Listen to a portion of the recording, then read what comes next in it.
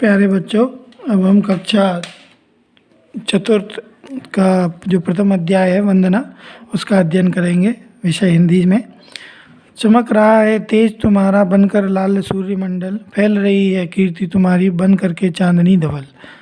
यानी ईश्वर से बच्चे प्रार्थना कर रहे हैं और प्रार्थना करते हुए कह रहे हैं कि हे ईश्वर, आपका तेज यानी प्रकाश, आप वो जो है आपका प्रकाश या तेज जो है वो सूर्यमंडल के द्वारा, यानी जिस तरीके से सूर्य लाल होता है और सूर्य के चारों तरफ का आवरण आपने देखा होगा, इस सूर्य के चारों तरफ एक गोल घेरा होता है जो लाल बन जाता है, वो सूर्यमंडल वो आपके प्रकाश को फैला रहा है।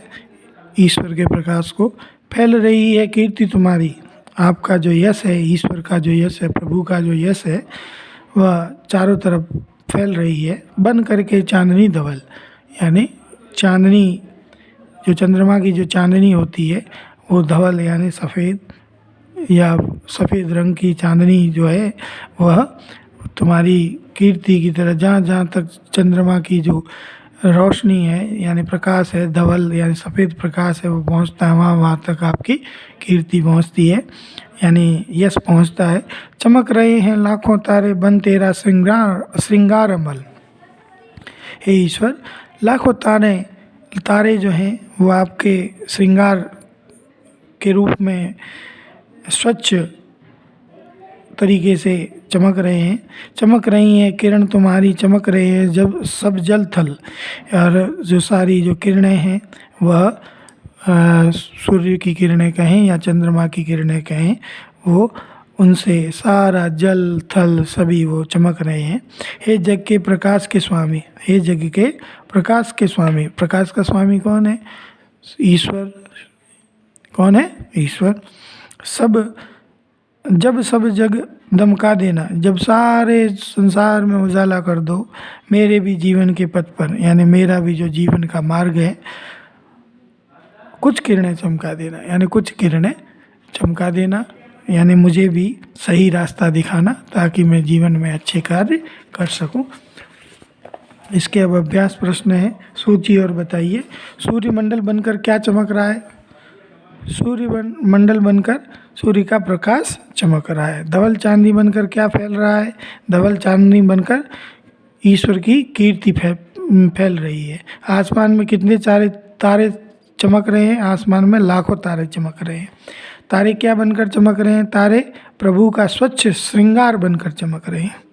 इस कविता के रचयिता कौन है, यानी लेखक कौन है? इस कविता के रचयिता सोहनलाल द्विवेदी हैं। निम्नलिखित प्रश्नों के उत्तर दीजिए। ईश्वर का तेज क्या बनकर चमक रहा है? ईश्वर का तेज लाल सूर्यमंडल बनकर चमक रहा है। ईश्वर की कीर्ति किस रूप में फैली हुई है? ईश्वर की कीर्ति धवल चांदनी बनकर फैली हुई है या सफ़ेद चांदनी। आसमान में लाखों तारे किसका श्रृंगार बनकर चमक रहे हैं? आसमान में लाखों तारे ईश्वर का श्रृंगार बनकर चमक रहे हैं। जल थल क्यों चमक रहे हैं? ईश्वर के प्रकाश से जल व थल चमक रहे हैं। कवि ने ईश्वर से क्या देने की प्रार्थना की? कवि ने ईश्वर से जीवन पथ को प्रकाशित अर्थात सही रास्ता दिखाने की प्रार्थना की है। सूर्यमंडल का रंग कैसा है? सूर्यमंडल का रंग लाल है। चांदनी कैसी है? धवल। जल के साथ और क्या चमक रहा है? जल के साथ थल चमक रहा है।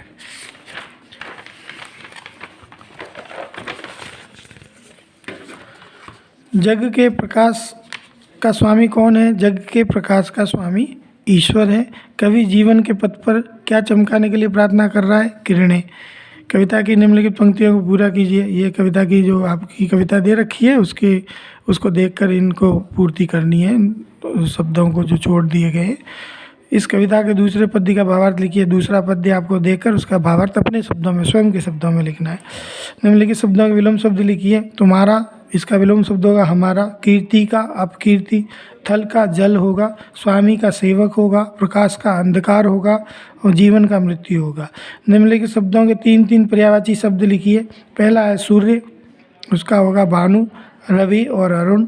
दूसरा है जल, उसके 3 पर्यायवाची वारी, नीर और तोय। पथ के 3 पर्यायवाची मार्ग, रास्ता, सड़क।